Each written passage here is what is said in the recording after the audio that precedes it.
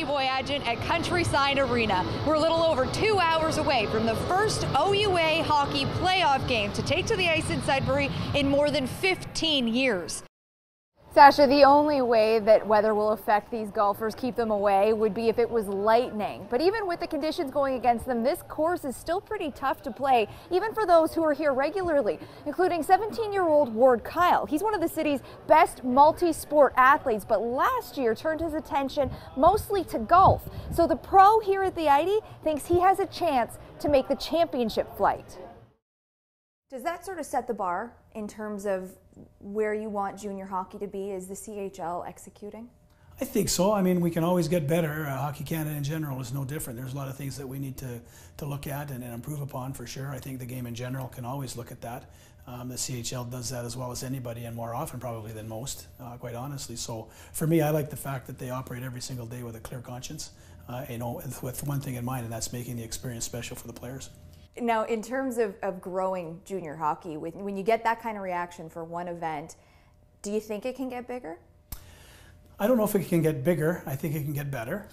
There's always room to improve on that. At the end of the day, the fan has to make the choice. The person that's paying for the ticket has to make the choice as to whether or not they want to participate. So we have an obligation because of that to make sure people get value for their money. We believe that we've delivered on that. We believe that we have to continue to do that and really raise the bar.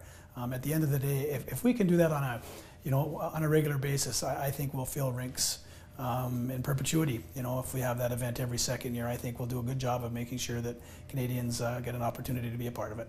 You don't think it would become too watered down if it's permanently every 2 years in Canada? I don't think so. I think by the time you go through a cycle of that, and that would include some of your other centers that maybe aren't the 15, 18,000 seat arenas, it might be that 8 or 10,000 seat junior rink or that 4 or 6,000 seat junior rink over a number of different venues in a little tighter geographic, if you will. At the end of the day, the aggregate number is what is important, and we believe we can do that. According to the MLB's postseason probabilities graph, the Toronto Blue Jays' chances of making the playoffs have increased almost 50% from just a week and a half ago. It certainly helps they're riding a 6-game winning streak and trailing the Yankees by just 3.5 going into the game today. David Price making his second start with Toronto. In his debut, he struck out 11 over 8 innings. Bottom of 4 after a leadoff single. Price gets Mark Teixeira looking. Then, facing Brian McCann, throws it right by him. He had 3 Ks through 4, still at zeros. To the 6th, 2 on for Edwin Encarnacion. Nova walks him on 4 straight pitches to load him up. Joe Girardi gets on the blower. Adam Warren is ready in the pen, but they stick with Nova. Justin Smoke is a career 128 average with the bases juiced. Maybe that's why. Fly ball deep to right. This ball is high. This ball is gone. Grand slam home run.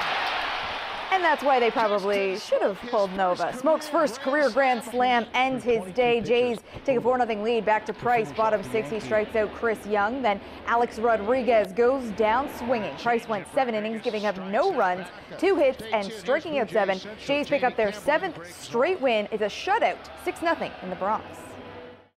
Lou Blee, I see you're not in your usual spot.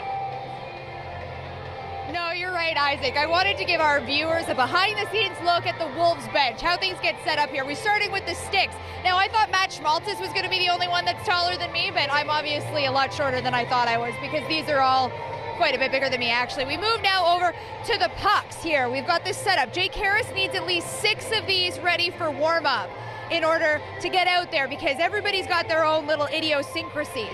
But as we move from the water bottles, everybody's got their own. We don't want any of the mumps situations coming to the OHL. We move to the candies.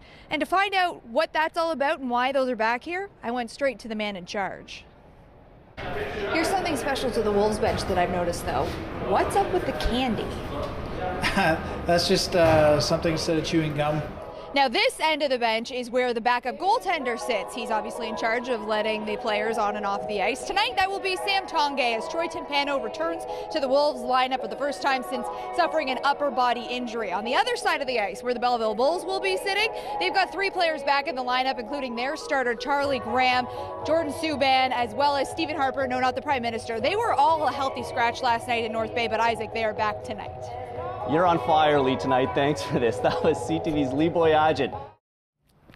When I first touched the ball, I wasn't really sure what I was supposed to do with it.